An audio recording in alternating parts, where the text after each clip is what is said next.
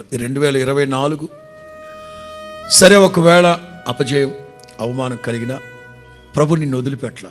ఎందుకంటే నీతో నిబంధన చేశాడు.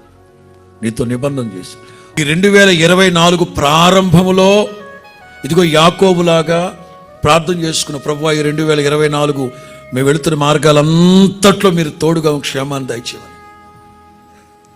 ఎన్నోసార్లు దేవునికి దూరం అవుతూ వచ్చాం, ప్రార్థనకు దూరం అయ్యాం, ఆరాధనకు దూరం అయ్యాం, ఆత్మీయతలో బలహీనలు అయ్యారు, అప్పుడప్పుడు దేవునికి కోపాన్ని రేపారు. ఏదైనా దేవుడు మనల్ని విడిచిపెట్టకుండా కోపించుచూనే వాత్సల్యాన్ని చూపే దేవుడు నేటి వరకు మనల్ని నడిపించారు. ఈ మార్గాలన్నింటిని బట్టి ప్రభువుని స్తుతించాలి.